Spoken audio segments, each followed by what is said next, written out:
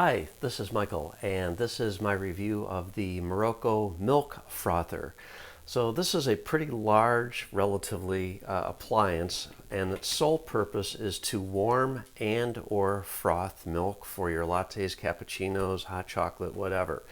And this is it. It has a base, which is providing the power for this, and inside you have a little wire disc which spins around, and that makes the froth.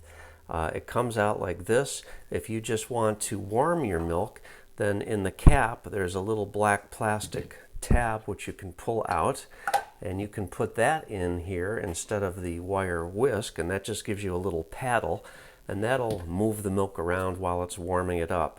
But if you want to use this for making froth, then you use this little springy thing and just put that back in there.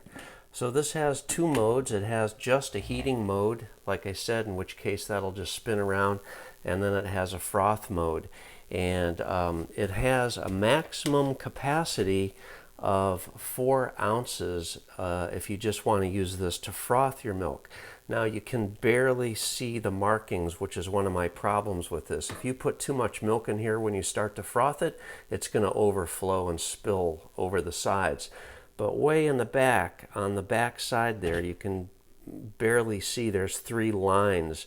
The bottom line says minimum, and then slightly above that it says maximum, and that's the maximum amount, or 4 ounces of milk, that you can put in here to froth. If you're just going to warm the milk, then you can fill it all the way to the top, and that's going to be about 8 ounces.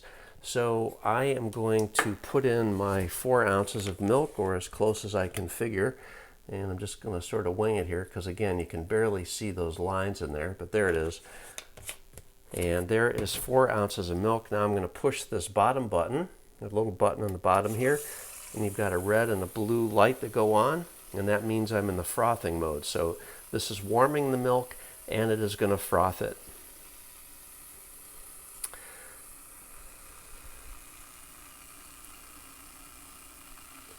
And it takes, I don't know, maybe a minute or so.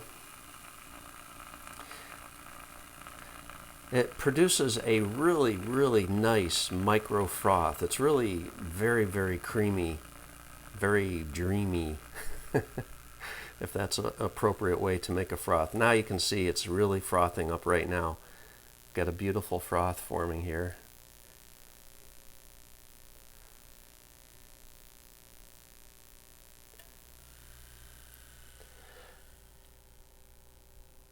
This is 120 volts, so this does not work internationally.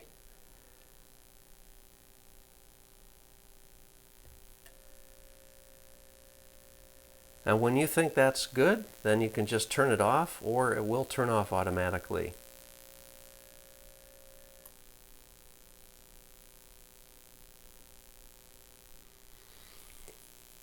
Okay, and you can see now that just the red light is flashing, blue light's gone off, and that means this is done, and that is the completed froth here. All right, now I'm going to make some espresso.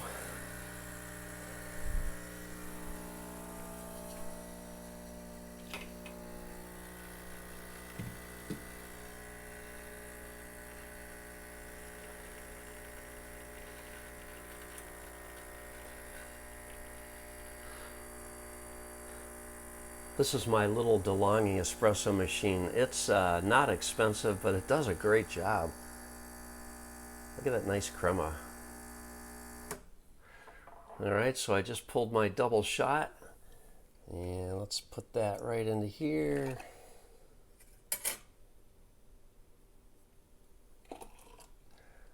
Oh man. And the final touch, here's my freshly frothed milk.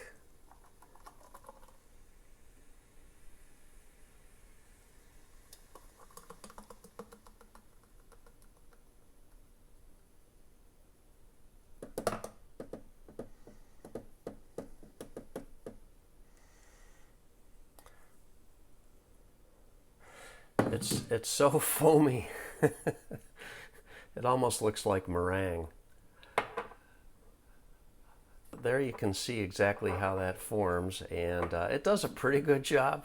Now I could have also used the steam wand on the DeLonghi, but I find the DeLonghi steam wand doesn't do a great job because it's underpowered. It just doesn't have enough steam, really. It only goes for about 20 seconds before it fizzles out, and it just does not do as good a job. This, on the other hand, produces quite a bit of froth, and this is actually probably a little more meringue than I would prefer.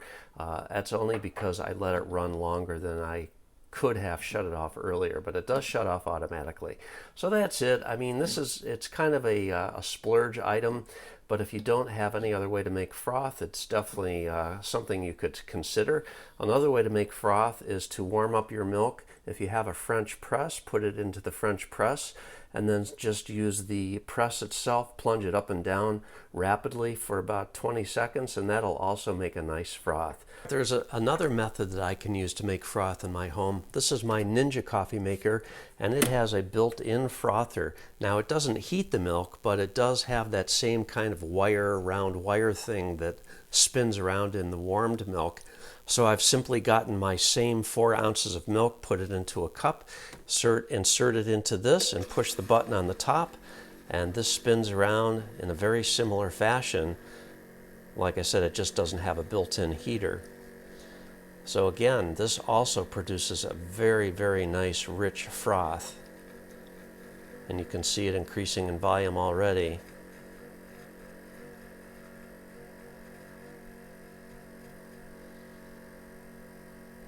Now, I like the fact that the Ninja has this attached right to the side. I don't need another thing cluttering my countertops to make my froth.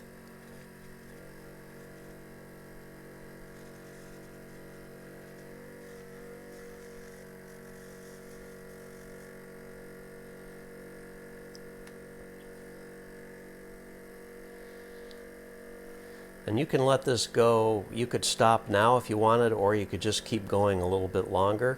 The longer you go, it develops that more of a meringue kind of a consistency.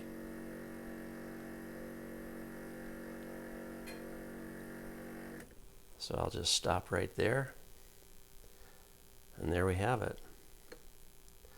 Remember, we started at 4 ounces of milk, and that basically doubled in volume. So let me pull another double shot.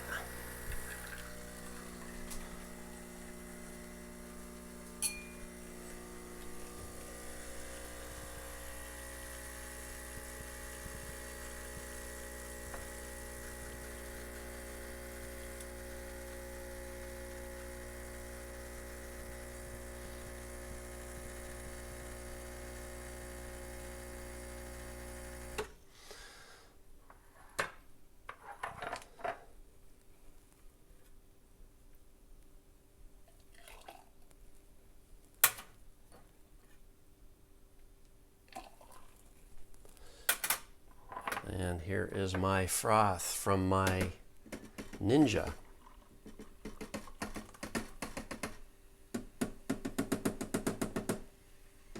Perfect, except I spilled it all over the place. So both methods work well.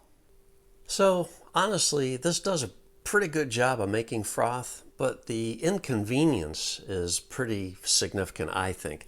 It's difficult to wash this because this is not submersible. You can't put it in the dishwasher. When you go into the sink to rinse this out, water tends to drip down the side. I mean, just think about it. So it's really not that easy to clean. It takes up quite a bit of space.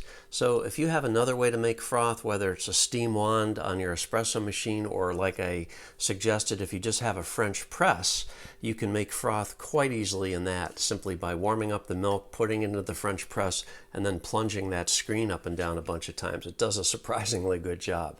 But that's it. That's my review of the Miroco Frother. And if you have any questions, leave me a comment. I'll answer it if I can. Otherwise, thanks for watching. Have a great day.